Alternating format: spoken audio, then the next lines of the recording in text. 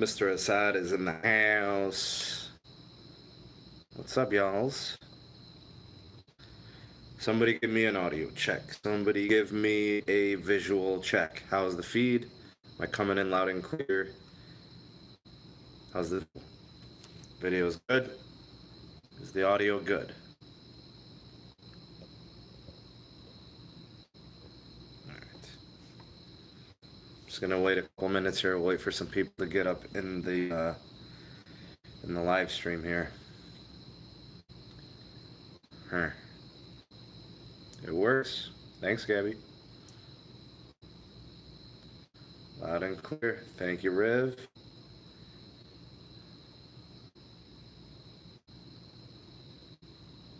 Yeah, Riv, I think you need a new cat. Strange. Liv, glad you could make it. Ava, glad you could make it. Riv, glad you could be here.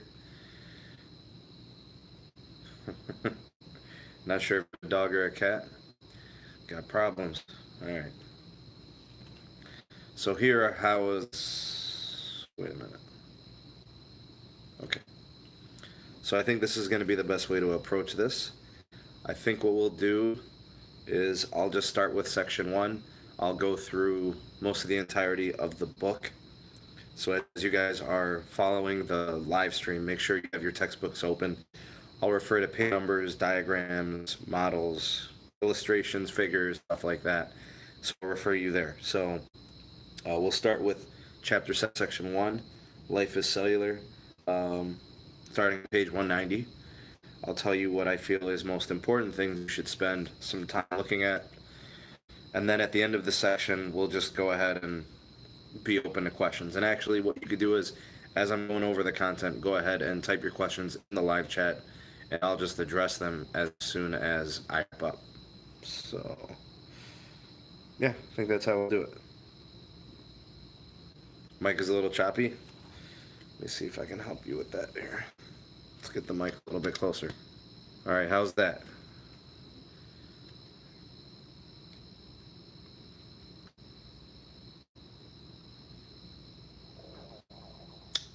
So I think we're good. What stopped?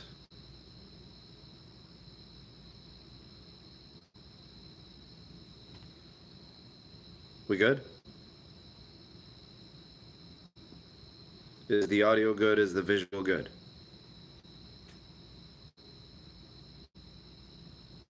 All right, check your Wi-Fi. All right, let's do this. All right, let's start with section 1. Okay, so in section 1, it's just an introduction to cells. Basically, just kind of be aware that early microscopes kind of led the way to the formation of the cell theory. So there are 3 components to the cell theory. In order for the cell theory to be developed, we needed the development of the microscopes. So cell theory states on page 191, all living things are made up of cells.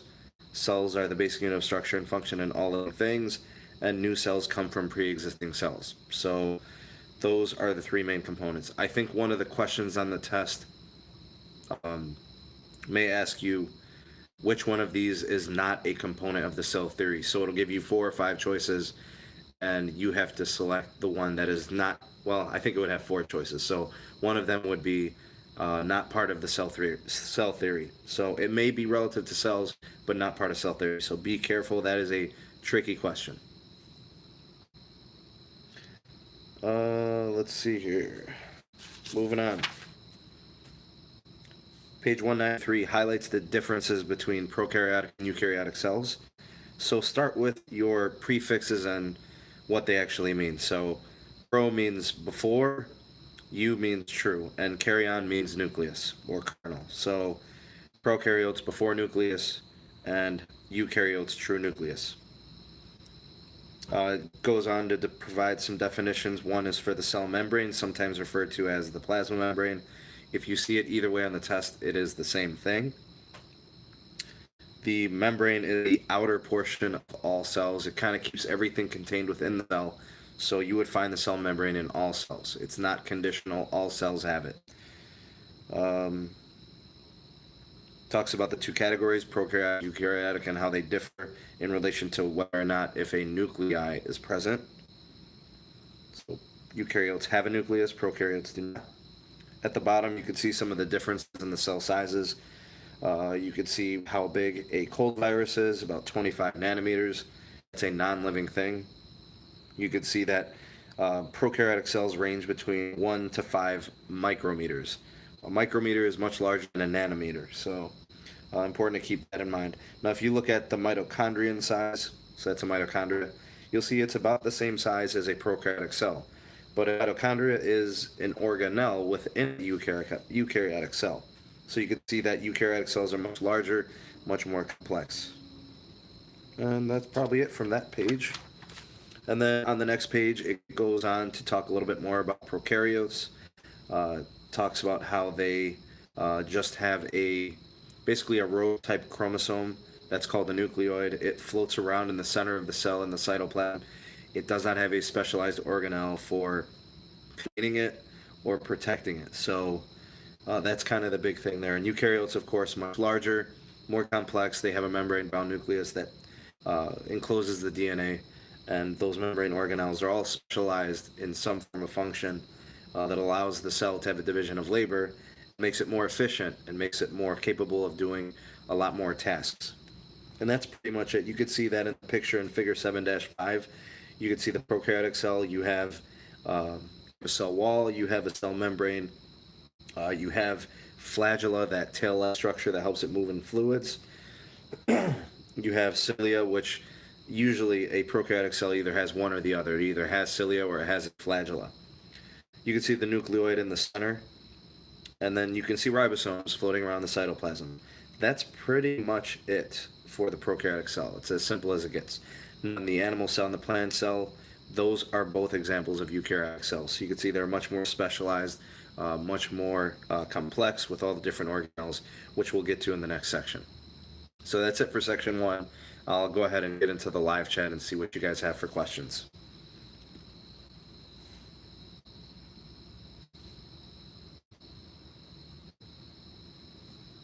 No questions in the live chat.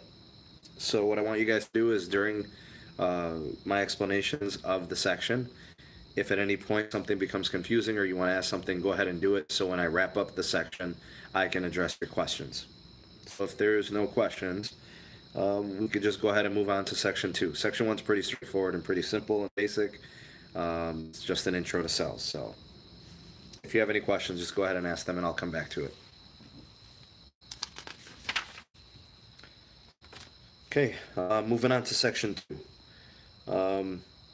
It starts by kind of explaining the interior contents of the cell. I think what we'll do is at some points I'll kind of explain what structures are found in all cells and which particularly found in eukaryotic cells. So it starts off talking about the cytoplasm. The cytoplasm is the fluid of the cell. It is more like a gel-like fluid more than anything. It is, I guess, what holds all of the organelles in place, kind of keeps everything all together. Now, if it wasn't for the cell membrane, or in most cases the cell wall, the cytoplasm could possibly leak out, obviously, in a cell. So the cytoplasm is technically fluid. And then the organelles kind of are anchored within the cytoplasm, within the cell. So we haven't really talked too much about cytoskeleton just yet. But the cytoskeleton is also a network of fibers that are kind of built within the cytoplasm, anchoring all the different organelles and keeping them in place and keeping them secure. So that's kind of what you have there. Now the cytoplasm is mostly made of water. It's got different components like glucose and different carbohydrates and proteins in it. So there is a lot of stuff inside the cytoplasm. So yeah, that's what that is. And organelles, simply translated, means baby organ or baby organs. Those are the specialized structures found in a eukaryotic cell that allows it to be more specialized and allows it to be more complex. On page 197, it does this analogy where it explains how the cell is like a factory. Factories have multiple sections, multiple parts that help with an assembly line and building products. Kind of makes a good analogy and how these specialized structures all have a function. And like in a factory where You have specialized things that make certain things or have a certain duty. So it is kind of a pretty good analogy. Now in the next section, it talks about the nucleus. It tells you what its job is. Its job is to contain the DNA of the cell. And the DNA is important because it is the written expression for coding all of the proteins and pretty much all the functionality of the cell. So the nucleus can be compared to like the brain of the cell. And if that DNA becomes compromised, then the functionality of the cell becomes compromised. So it is very, very important. Now I want you to look at figure 7-7.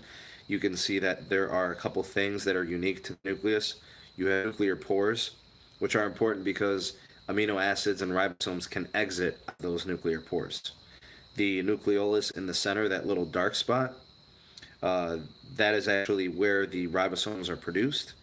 And chromatin, that's just basically condensed DNA that is yet to turn into chromosomes and form those little X's and Y's that you guys may have seen before. And the nuclear envelope is the surrounding outer border of the nuclear membrane. So that's it for that figure. That's pretty much the nucleus there. Now the nucleus is a big organelle. It is important. It is the brain of the cell, and it takes care of something really critical, which is the DNA. Moving on. The next organelle that the book covers are vacuoles and vesicles. Now, vacuoles are important, especially as it pertains to plant cells. The reason they are so important to plant cells is because they store very large amounts of water, carbohydrates, minerals, salts, stuff like that. So they're really, really important, especially in water storage. Now, if you can imagine, there are some plants that won't see rain for a very extended period of time. Storage of water is going to be critical. So at times when it does rain, these vacuoles can fill up with massive amounts of water, and they will have to store it for a very long time whenever the cells need it. So that's really important. The next, and what I shouldn't forget to mention is the plant vacuole for the plant cell is very large and it is centralized, which is much different than animal vacuoles, which oftentimes animal cells don't have vacuoles, but if they do, they're very, very tiny because they have the storage demands that the plant cells have. The next thing it talks about are lysosomes. You're not really going to see lysosomes inside of an animal cell or inside of a plant cell. It's more so for an animal cell. What lysosomes do is they often contain very high amounts, concentrated amounts of enzymes, which help in digestion. They also help in detoxification. So free radicals and toxic things that enter the body's fluids, they take care of that and process it. Lysosomes also help in immune system response. So if cells become infected by a bacteria or a virus, they can phagocytize them, digest them, and remove them from the cell. So that's why those are so important. So yeah, they're really important, and they all help get rid of broken down organelles that are either failing or have failed and broken down, and they can get rid of them so the cell is more efficient and less wasteful. So that's important there. Now, where would you find in your body examples of cells that would have high amounts of lysosomes? These would be in places like your kidneys. They would have massive amounts of lysosomes because the kidneys are important in detoxifying and purifying body fluids. Also, the bladder usually has cells that contain massive amounts of lysosomes, as well as intestines. Large and small stomach cells have massive amounts of lysosomes. Again, they're really important in digestion, detoxifications of impurities, things like that. The next organelle they cover is the cytoskeleton. Now, all you really need to know for this is the cytoskeleton is a network of protein fibers that keeps cytoplasm anchored to all the different organelles. So it keeps them from floating around, bouncing around, getting damaged, getting pushed up against the membrane, getting pushed up against the cell wall, stuff like that. So it gives structure, it gives it shape. These protein fibers include microfilaments and microtubules. I'm not really sure if that's on the test, but if it does come up, just know that they are for internal structure and support. You won't have to know centrioles, I don't think. All right, next. On page 200, a very, very important cell structure. Not technically an organelle, actually. We have the ribosomes. Ribosomes are actually produced in the nucleolus of the nucleus. They're important because they assemble proteins. remember, they're going to take all those individual amino acids and build them into the proteins that the cells need. So they actually, if you think about it, they polymerize amino acids into proteins. And whatever the proteins that the cell requires, it could be elastin, it could be keratin, it could be, all these different hemoglobin, insulin, uh, collagen, whatever the protein is, ribosomes have the duty, the task of building those proteins for the body.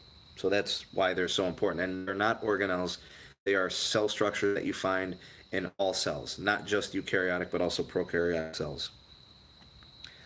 I think what I'll do is I'll stop right there for a second and check to see if there are any questions in the live chat.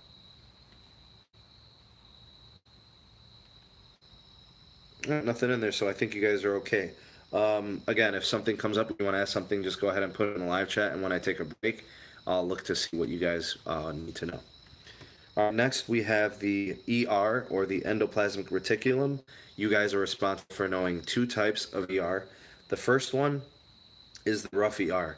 Rough ER contain ribosomes, that's where they get their name, so associate rough ER with ribosomes. The important part for rough ER is they are making proteins. They have ribosomes, so that's what they do. The smooth ER is a little bit different because they lack ribosomes. Smooth ER is actually for synthesizing lipids, and you've got this really extensive passageway for those proteins and lipids. They're going to work their way over to the Golgi bodies or the Golgi apparatus. They mean the same thing. So if you guys look on page 200, you can see what rough ER look like. They have ribosomes, and you can see what smooth ER looks like. They lack ribosomes. So it tells you that they do something different. But either way, you could see that there are some vesicles associated with the rough ER and the smooth ER, and they will be shipping materials over to the Golgi, where the Golgi can then package them, prepare them for shipment in or out of the cell. So the Golgi is positioned very closely to the ER, and then you can see there are more vesicles which are closely associated with the Golgi that are going to be going up to the membrane, pinching it open, and then releasing whatever the material is. It could be protein, it could be lipids, it could be any number of macromolecules or compounds. So that kind of covers what exactly is made in the rough and the smooth ER, vesicles transporting that to the Golgi packaging them and rearranging them, and then shipping them through vesicles into or out of the cell.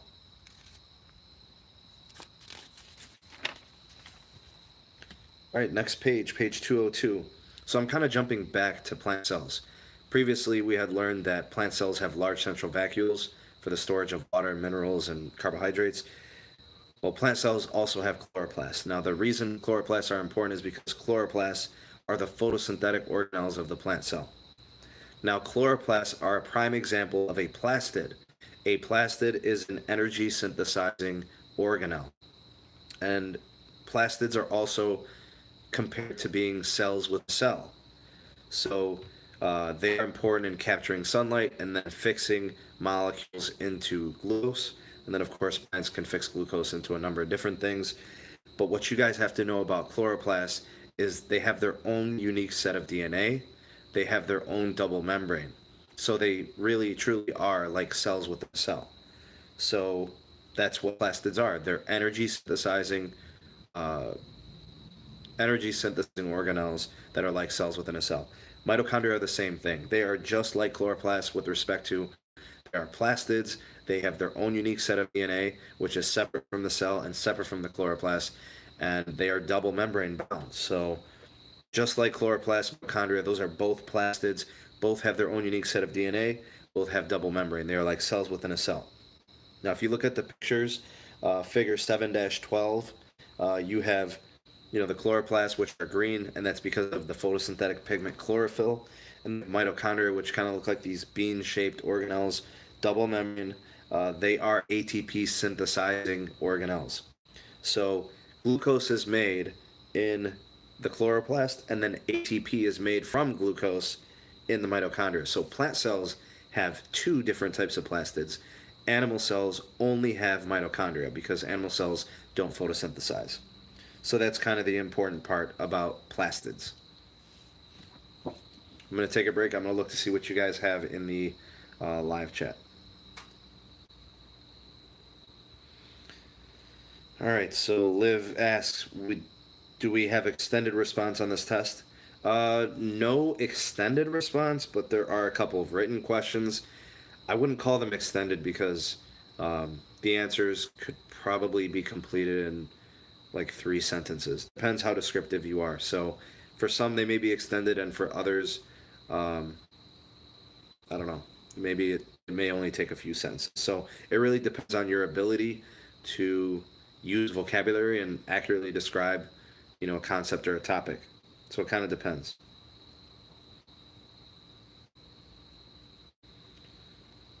Liv also asked, should we know the structure for any of these organelles?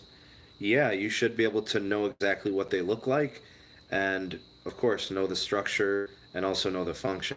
So you guys saw the practice quiz we did today. I know one of the forms has a plant cell on it, the other form has an animal cell on it. So, kind of the luck of the draw. I don't know which one you're going to get, but make sure you know the structures of all the organelles, whether it's an animal cell or plant cell. Now, the structures between an animal cell and a plant cell are pretty much the same, but you've got to be able to understand there are certain things found in a plant cell that are not found in an animal cell, and vice versa. So you've got to know the differences there.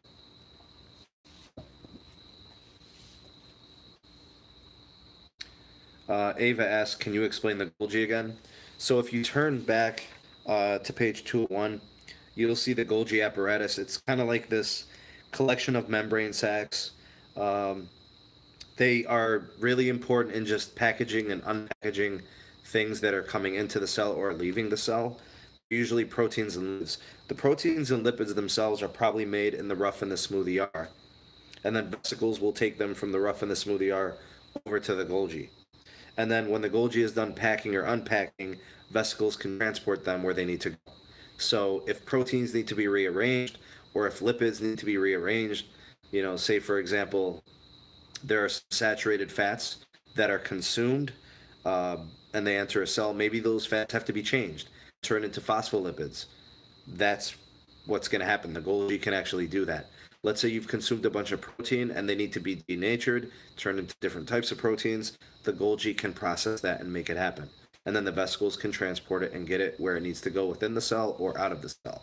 So they're really important at packaging and unpackaging and reforming and changing the different structures of different organic compounds.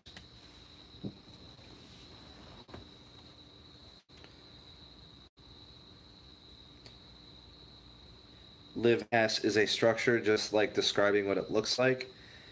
Sometimes it's what it looks like, and sometimes it's just being able to identify it, like in the case of today's quiz. You are going to see a cell that you have to label on your test. So I don't know if it's going to be a plant cell, or I don't know if you're going to get the form that has the animal cell. You are going to have to identify and label the organelles.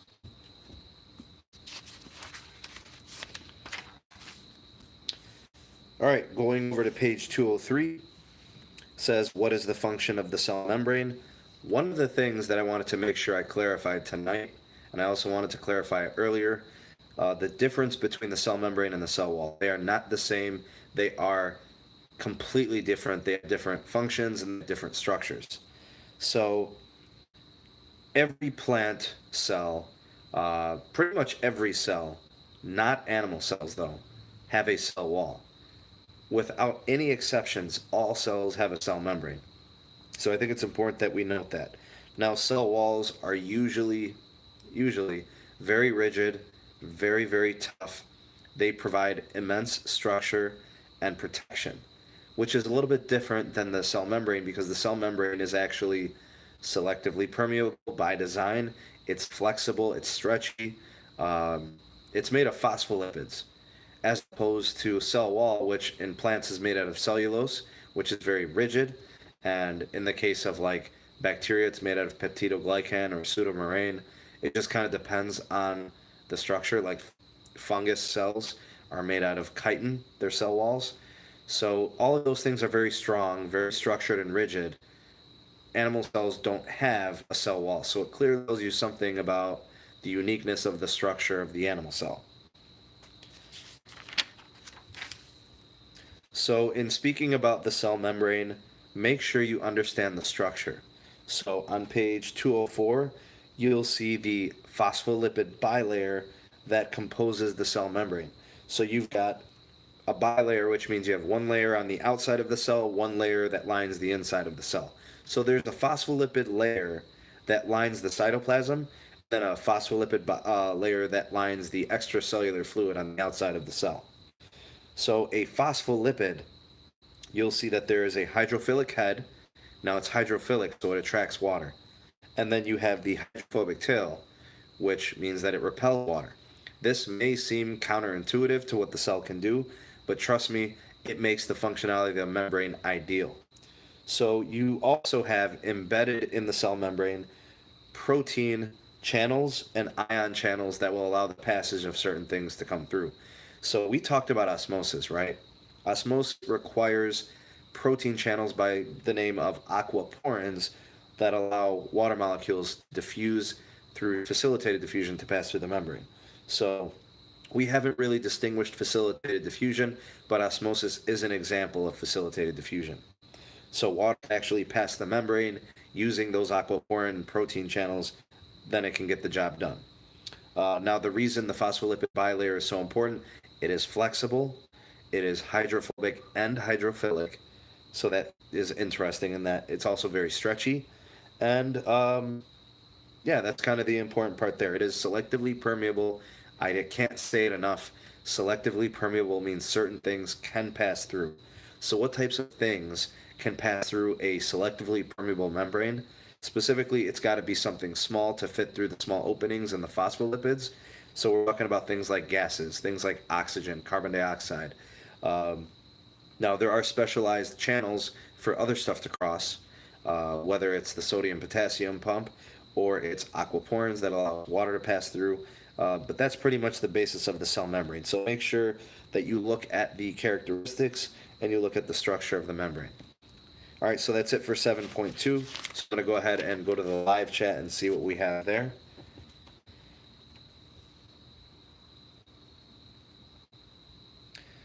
Sam asks, how can we tell the difference between mitochondria and chloroplasts in the diagram for labeling?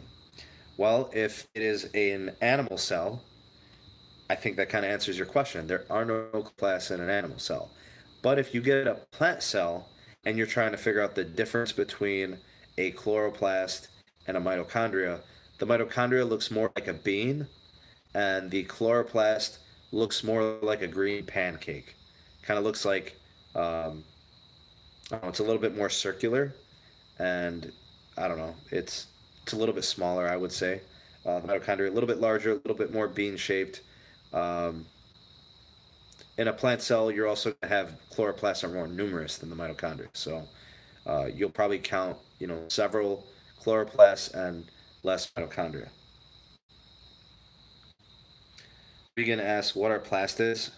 Plastids are energy synthesizing organelles that are like cells within a cell. They have their own unique DNA, which is different from the cell's DNA, and they have a double membrane around them. Regan says, how many short answer questions are there? There's probably two written response questions. And what do they look like?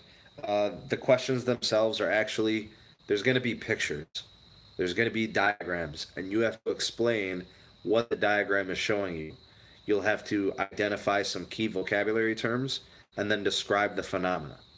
So it might be like a beaker with a solution in it with different particle concentrations and concentration gradients.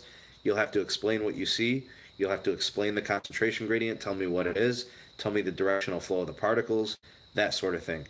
You may see pictures of red blood cells or plant cells placed in hypertonic solutions. You've got to be able to, again, explain the terminology, tell me what's happening, and describe the phenomena. So those questions have to be able to truly explain what these terms mean. And if you're unable to explain the terminology, you're not going to be able to get credit or points for the answer. Multiple choice is one thing, but these written responses are critical. I think there's a couple of diagram questions, which are like 5 or 6 points collectively, and then the responses are 4 points each. So a test worth 50 points, almost 20 points are coming from the last 5 questions. Like, so they are heavily weighted because they're describing conceptually what we have been talking about for the last week. They are describing conceptually what we did in our lab for 2 days. So they are really, really important. So when I get to cell transport in the next section, I'll highlight those key terms and things like that. All right, page 206 has the structures of the prokaryotic cell. I would look that over. Look at the differences between the animal cell and the plant cell as eukaryotic cells. And then there's a chart or a data table on 207 that tells you all the different structures where you would find them in an animal or a plant cell or a prokaryotic cell or both or all, that sort of thing. That's a pretty good chart.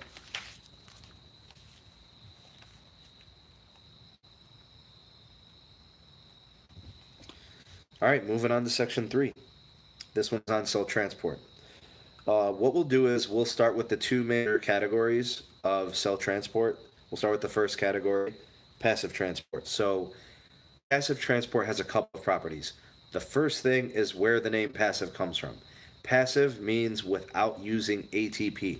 That is the first thing.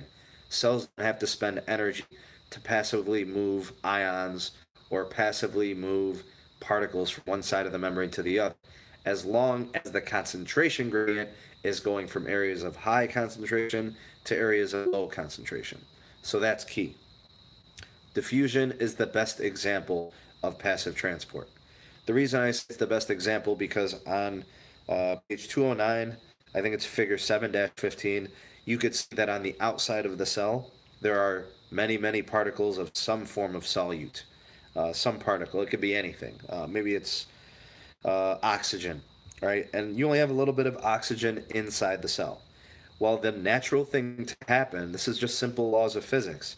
The oxygen molecules are permeable to the membrane.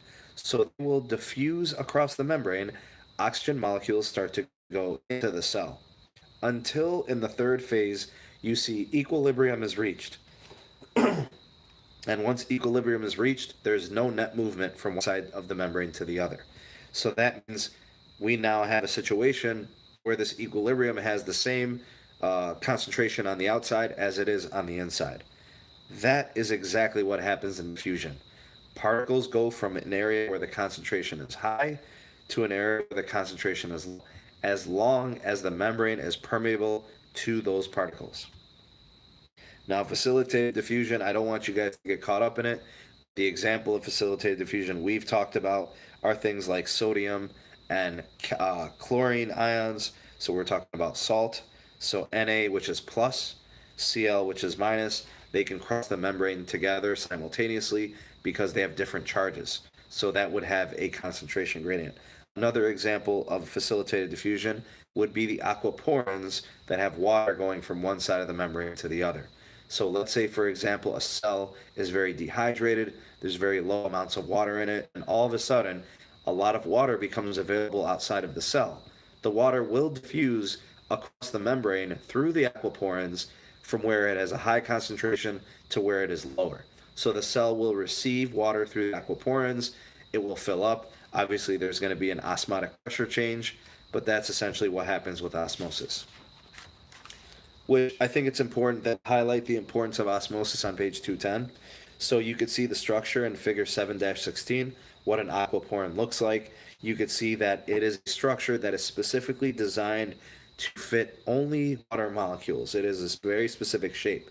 So water can actually, through facilitated diffusion, osmose through those aquaporins and enter the cell. So if a cell becomes dehydrated, water becomes available, the water can actually diffuse through those channels and enter the cell.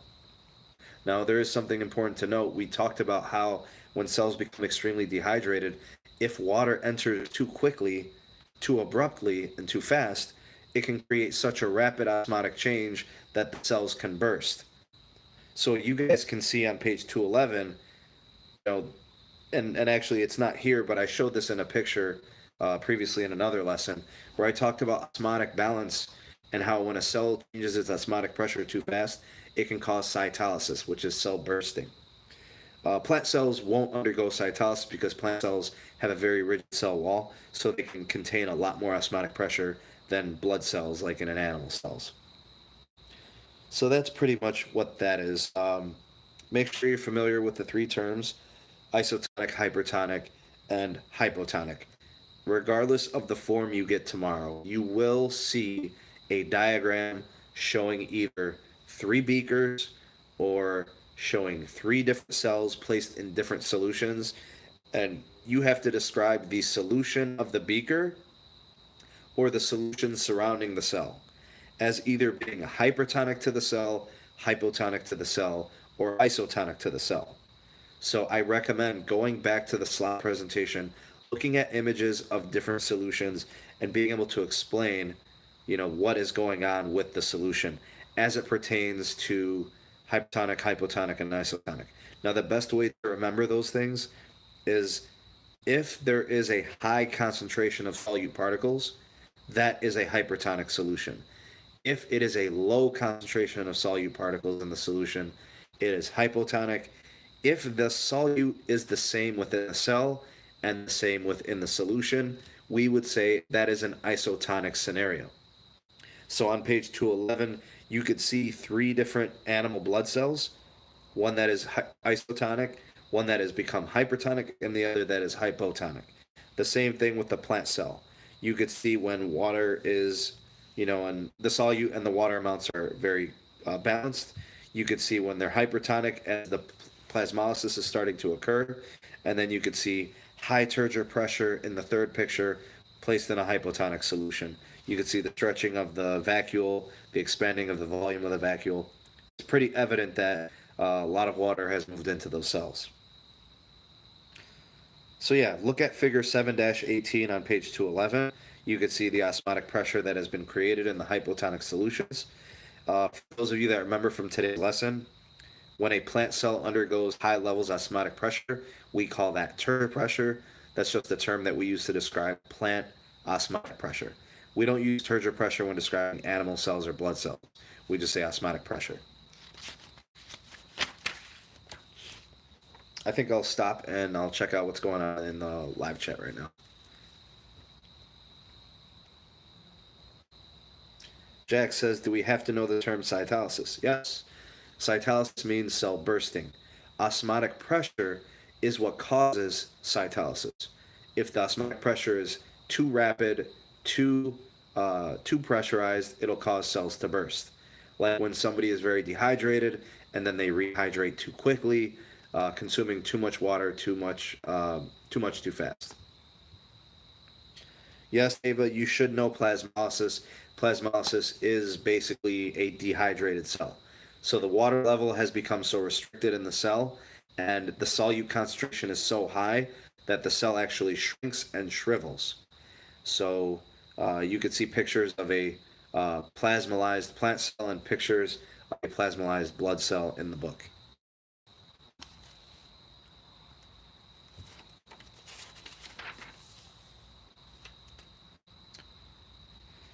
Jack says, can you explain the picture in 716?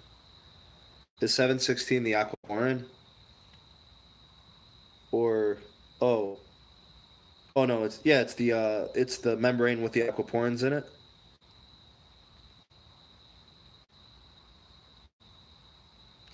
Okay, Jack, if on page 210 you're talking about the aquaporins, what they're just showing is they're showing water molecules there, and sugar molecules present in solution, and they're just showing water molecules going from one side to the next. That's all that is.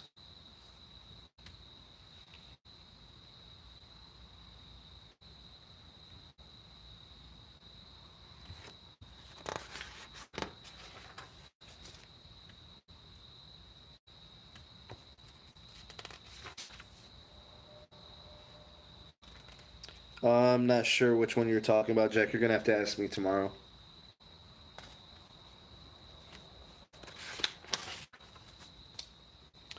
All right, moving on to active transport. So, all you really have to know for tomorrow's test as it pertains to active transport you should know the difference between passive and active transport. So the first thing we said about passive transport was there's no ATP required.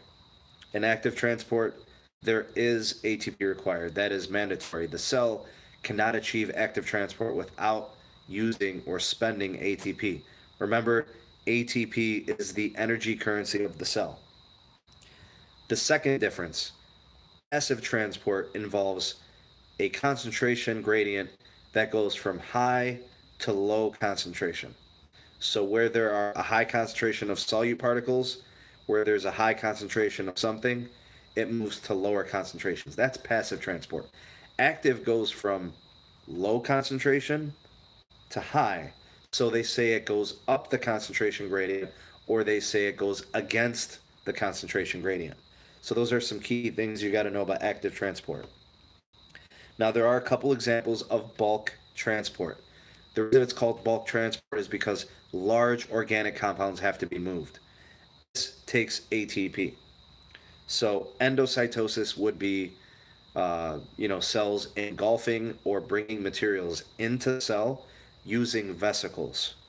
So we're talking about things like phagocytosis, which means cell eating, or pinocytosis, which means cell drinking, where they take in massive amounts of organic compounds into the cell. Then you have exocytosis, which is essentially the same as endo, except this has materials leaving the cell. So if there's protein or carbohydrates or lipids that need to get out of the cell, or even if there's waste materials or broken down organelles that need to go, they will use exocytosis to achieve this.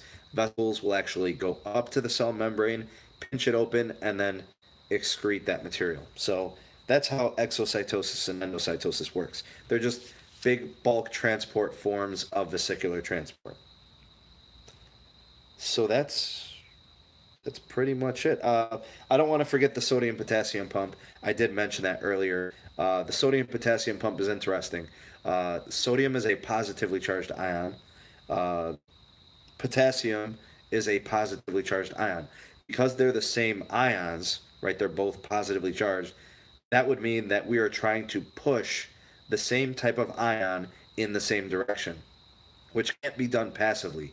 That's going to require ATP. So if you look at the proton, I think that protein pump in figure 719, that would be an example, just like the sodium potassium pump, actively pumping ions against the concentration gradient, going from low to high. Because there are times where cells actually have to push positively charged ions against the grain, going up the concentration gradient. That's going to require the expenditure of ATP. I would recommend looking at the worksheet from earlier today, where we looked at the sodium potassium example on the back side of the paper. All right, let me take a look now at the lab chat. Abby says, with facilitated diffusion, will we have to know anything specific? Not really. Nothing specific to facilitated diffusion. Just maybe know that osmosis is an example of facilitated diffusion. That's pretty much it. There's also glycoproteins in the membrane that are, for getting glucose across the membrane. That's another example of facilitated diffusion. But that's really it. Just make sure facilitated diffusion involves proteins in the membrane that allow specific things to go through their channels. That's really it. All right, so section 4, it just redefines the term homeostasis, which means maintaining stable internal conditions, even as organisms undergo environmental changes, temperature fluctuations, water level concentration changes. That's what cell transport was all about. It's about maintaining cellular balance and making sure that fluids and solute particles and materials are being excreted or taken in, whatever the cell needs, it can process all of those things through the membrane. So really, the best example of homeostasis is the functionality of the cell membrane. That is truly the take-home message there. On the next page, on 215, talks a little bit about cell specialization. Basically, some cells are specialized to do certain things. This is specific to multicellular organisms. So unicellular organisms like bacteria are not specialized in terms of their cells. They have one type of cell. That's why they call them unicellular, because they're made of one type of cell. So, whether it's E. coli or it's salmonella or it's tuberculosis, these are all bacterial organisms that are unicellular, made of one type of cell. Now, plants and animals are multicellular. We have many different types of cells, and the reason this is important is because each of these cells is specialized to do something and make the organism more complex and more efficient. Much more evolved setup compared to unicellular life. So on page 216, it just covers, the cellular arrangement of multicellular organisms. So it starts with the cell. A cluster or group of cells forms the tissue, and then a group of the same tissue forms the organ, and then a group of organs forms the organ system, and then collectively all the organ systems in an organism. That's basically what this is about. So if you take, for example, like a muscle cell, and then you have muscle tissue, and then you have an organ like the stomach, and then an organ system like the digestive system, which our bodies are made of several different systems. So that is us as an organ. That is how multicellular life is arranged. So it shows the complexity and things like that. I think the only question on section 4 that you would probably see might just be the levels of organization on page 216. That's probably it. I think that's it, actually. Make sure you're good with the learning objectives of each of the labs. So the gummy bear lab, the osmosis lab, and then the diffusion lab was the bag with the cornstarch in it and the iodine in the beaker. Make sure you know what the learning goal was for each of those. Make sure you know what diffusion is. Make sure you understand what osmosis is. Use those analogies, use those labs to be able to explain the concepts. This test, I wouldn't say it's the hardest test. It might be one of the easier tests because it's very direct and straightforward. But you have to know all of the organelles, their structure and function. You have to know the cellular transport mechanisms and what makes them different. And if you are able to do that, you will do well on the test. I've seen students struggle on this test in the past because they were not able to distinguish active and passive transport, because they were not able to identify and label the structures of a eukaryotic cell, plant and animal, could not properly distinguish prokaryotic and eukaryotic cells, unable to recall the 3 parts of the cell theory. These are critical components. You've got to be able to use these terms in your writing and your explanation. It is not going to be enough to simply just memorize vocabulary. Memorizing vocabulary might get you a D or a C, but to truly get a good score on these types of tests that provide, you have to understand conceptually what these things are. Truly, what is osmosis? Truly, what is diffusion? You have to know what a concentration gradient is. You have to be able to explain it, maybe draw it, show the movement of particles across membranes. You have to be able to do these things if you're going to do well on the test tomorrow. I think what we'll do for the last handful of minutes here is we'll just have an open Q&A. If you want to ask anything, just go ahead.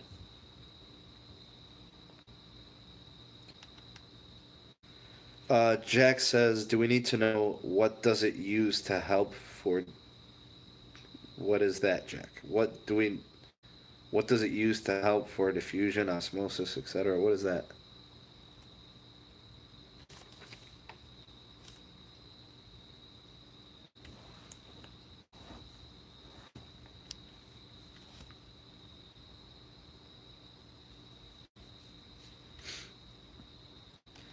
So if you guys have any questions, start bringing them in here. I'm only going to be on for a few more minutes.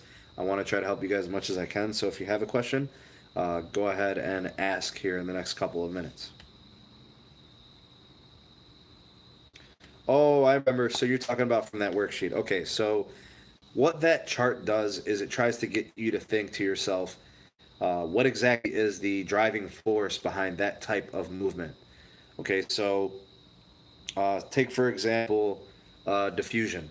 Diffusion doesn't need any help from anything. It's a natural physiological process that occurs by physics, right? particles that can fit through the membrane will move from one side of the membrane to the other if the membrane is permeable to that particular solution or solute or whatever. So, yeah, diffusion doesn't need any help. Now, facilitated diffusion, like osmosis, does need help. It needs the help of aquaporins. Then you have the sodium-potassium pump, which again needs the help of protein pumps within the membrane. So think to yourself, is it a passive or active process? Will tell you if it needs help or not. That's probably the best way to think about it. Endocytosis, exocytosis, those were two examples, pino and phagocytosis. Those were examples of needing vesicles to transport bulk materials from one side of the cell to the other.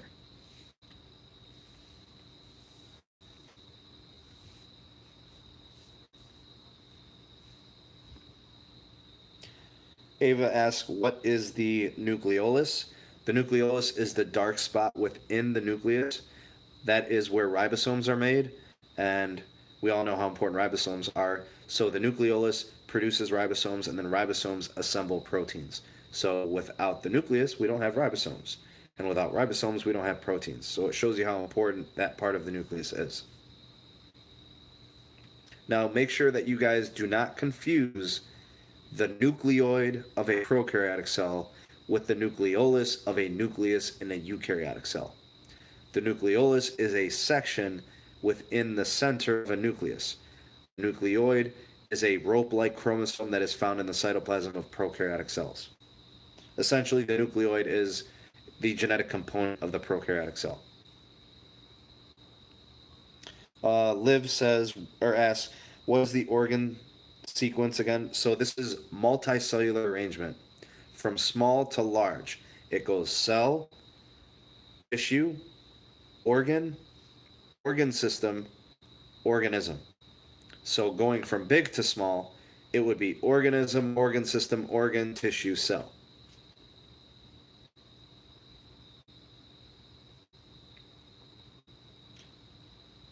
Jack, yeah, that may help you remember it. So exocytosis would be bulk materials leaving the cell by vesicles.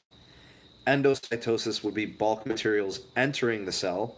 So pinocytosis, phagocytosis were examples of that. Yes, those are all active transport. Don't forget the sodium-potassium pump. That is also active transport because it goes against the grain. It goes up the concentration gradient.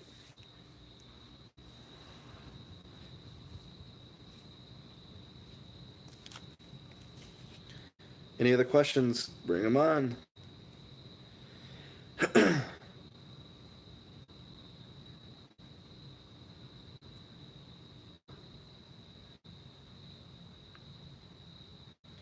you guys hear the crickets in the background?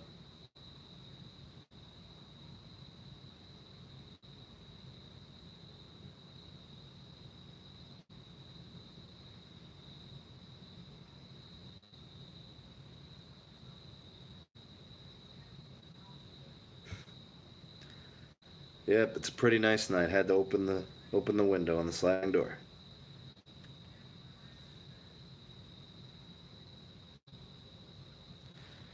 Anything else?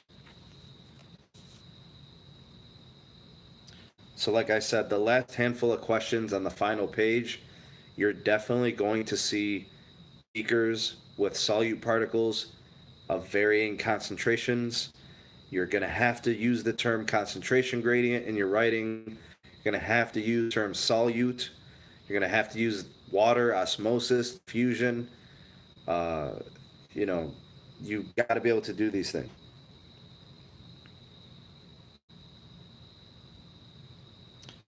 The difference between diffusion and osmosis, we usually use the term diffusion when talking about very, very tiny particles like oxygen, like carbon dioxide, because gases are so small, they can diffuse across the membrane, going from areas of high to areas of low concentration. And again, passive transport, so it doesn't require ATP. Now, technically, by definition, osmosis is diffusion, but it's called facilitated diffusion because aquaporins, which are embedded in the membrane, are specific protein channels that allow water to fit and go through them. Very, very specific things. Abby asks, can you go over the cell specialization again? There's nothing really to go over for cell specialization. Just know that multicellular organisms have specialized cells. Each cell does something different. So think about like animals or think about plants. Let's just take animals for example. Animals have reproductive cells. They have bone cells, muscle cells, nervous tissue cells like spinal cells, brain cells, skin cells, nail cells, hair cells, all these different cells which are specialized. Now, the cells, when they group together, they become tissue. And then tissue groups up to become organs. Then collections of organs are organ systems. And then all of an organism's organ systems make up it as an organism. So that's how that goes. That's pretty much it for that. If I had to give you guys kind of like a percentage, I would say that organelles make up, I don't know, about 15 to 25% of the test. Organelles, like, you know, doing the cell labeling, the structure and function of organelles. I would say probably 30 or 40% of the test is on cell transport, maybe almost 50%. So maybe like 40 to 50% is cell transport. There's, I think, one question on cellular arrangement of multicellular life, cell specialization.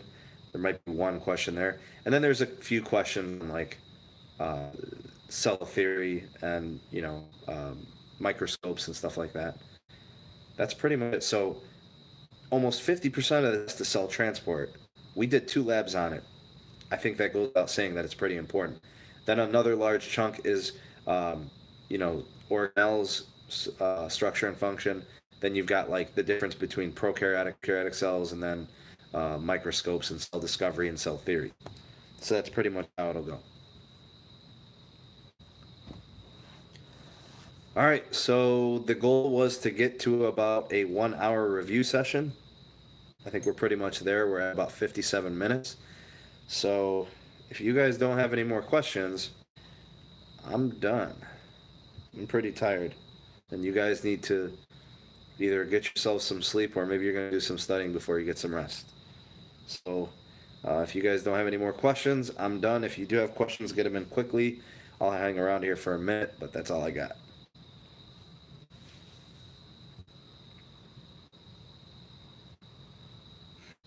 You're welcome, Liv.